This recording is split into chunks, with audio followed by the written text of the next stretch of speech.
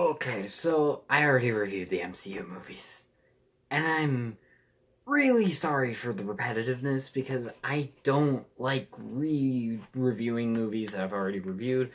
But there are just certain movies that I reviewed in the past that I am just very unhappy with the videos that I made of for them. And I just feel like there was more I could talk about and more I could elaborate on and make it a more cohesive video. So there are gonna be some that I'm going back and redoing. I'm gonna redo the DCEU ones, except Wonder Woman.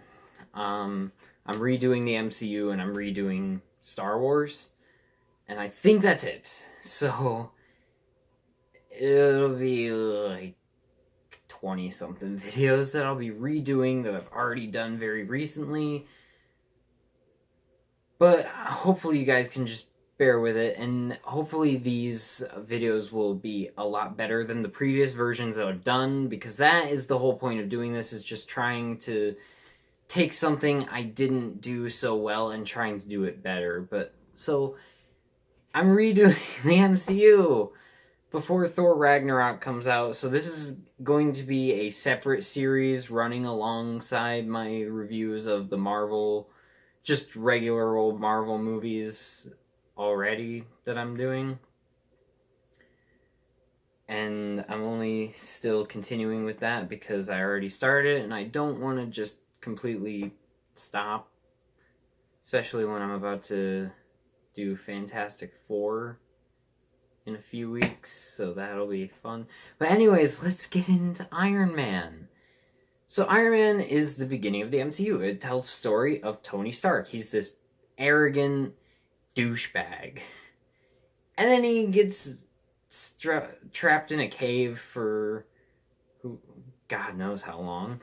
And he only has his intellect and tools to find a way out. And he teams up with this guy named Yinsen to build a mechanical suit to help him break out.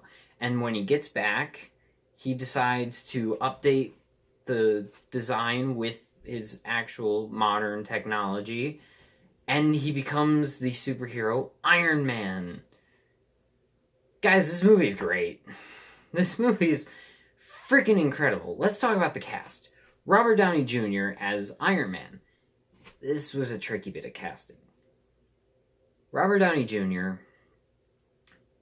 was coming off of a bad point in his life around this time where he did not have a very good public image, and I think that if he had not been in this movie and this movie hadn't been as good as it was, I almost feel like Robert Downey Jr. would be a nobody by now.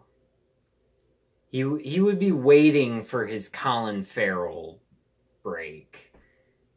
Like how Colin Farrell kind of fell off for a while and then he came back full force.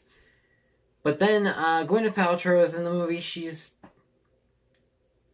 fine. I don't really like Gwyneth Paltrow as an actress, to be completely honest. It's nothing against her personally, it's just that I don't think she's a very good actress. I think she is an alright actress at best. But yeah, I don't really like her character in this movie. She's the love interest, but she's his assistant, and she's just a kind of bland character, I guess. But then you have Jeff Bridges, who plays the villain, and my god, the dude is freaking terrifying. Honestly, I wish the MCU villains today were more like this, because this guy was freaking creepy. He starts out being funny, because, he's Jeff Bridges. Jeff Bridges is pretty funny. He's the dude. He's awesome. He's great. He's Tony's friend. He's co-running the company with him. And then as the movie progresses, he slowly starts to get more shady and creepy, and then at the end you find out he's the villain. And it's really great. It's a really great character. And then we have Terrence Howard as Colonel Rhodes. He didn't last. This is his only movie. They recast Don Cheadle in Iron Man 2. I'll get more on that when I talk about Iron Man 2. But it's just kind of funny. It is a moment that takes me out of the movie now. But when he looks at the Mark II after Tony leaves for the third act fight, and then he goes, "Next time, baby," and then he leaves, and it's just funny because it's like, yeah, not for you. So this movie has a pretty great story, and the character arcs are pretty good. Tony Stark is a great character. He starts out being this arrogant douchebag, and by the end of the first act, the end of the first act is when he has a clear character change. He has seen things that his weapons are doing, and he does not want to make weapons anymore. He does not want to make the things that kill people anymore. He wants to help people. And then Act 2 is mainly the becoming the hero phase, working out the kinks, just making everything perfect. And then Act 3 is when he faces off against the villain in what I can only describe as kind of unnecessary battle. Like, don't get me wrong, it's entertaining. It's just that it wasn't completely needed. I know that's weird to say, but this superhero movie didn't really need a big third act battle between a hero and villain with equal powers. I would have actually been alright with a small ending with, like, more of a personal battle with, like, just words and I don't know. I just feel like they kind of just tacked on a fight just to have a fight at the end, and I didn't feel like the Ironmonger was a great story point. I mean, Jeff Bridges' character, Obadiah Stane, was great. A great way to go. But when he becomes the Ironmonger, it kind of almost veers into over-the-top levels. And I guess that's my only real complaint. The movie is really funny. The writing is really good. The action is great. The visual effects are incredible, especially for 2008. I mean, the Iron Man suit looked great. Especially the Mark II, which is the all-silver one. And the way it, like, just light reflects off of it, and it's shiny, and it's cool. That stuff all looks really good. And the suit-up montages, all that stuff, it all just looks great. And, again, the main character is incredible. Iron Man... Without Iron Man, we would not have the MCU, and that would be a sad world to live in if we did not have the MCU, because think about your favorite superhero movies. Odds are, somewhere in there might be an Iron Man movie, a Captain America movie, a Spider-Man movie, Ant-Man, Guardians of the Galaxy, The Avengers, maybe Age of Ultron. I personally think Age of Ultron is better than The Avengers, but a lot of people thought it was disappointing compared to The Avengers.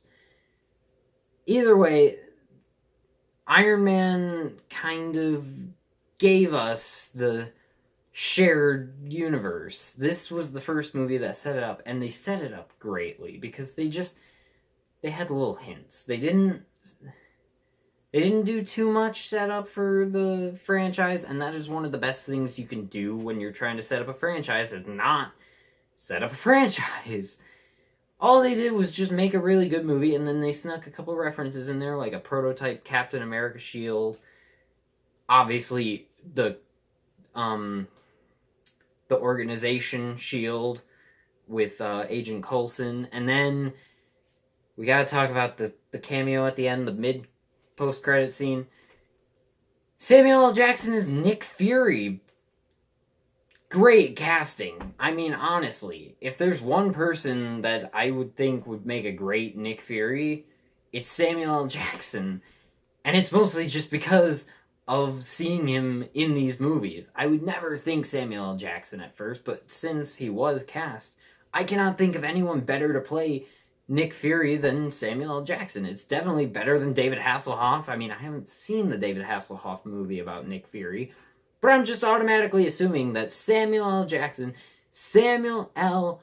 Bamf Jackson, that's a Pulp Fiction reference, and Star Wars, because they engraved BMF on his lightsaber handle. But he's great. And guys, this movie is just the perfect start to a perfect cinematic universe. And this movie, I remember seeing this movie in theaters, and I never thought it would spawn the Avengers. I never thought it would spawn a world where we are now getting 3 Marvel movies a year for the foreseeable future. And I never pictured that it would spawn a world where we have Iron Man in the same movie with Spider-Man, in the same universe as Thanos and the Guardians of the Galaxy. I mean, it's just insane. And guys, Iron Man gets an A+. It's a really great movie with great characters, a great story, great effects and action. It's just, everything is great. The direction is incredible. Jon Favreau has proven himself with this movie to be a more than capable director of all trades, because he did some comedy stuff with like Elf. He did this, of course, and then there was Jungle Book. So give the guy a big movie already. I mean, I guess Iron Man is technically a big movie, but you guys get what I mean. I'm going to stop talking. Iron Man, have you seen it? Let me know in the comments what you think about it, and I will talk to you in the next video. Bye.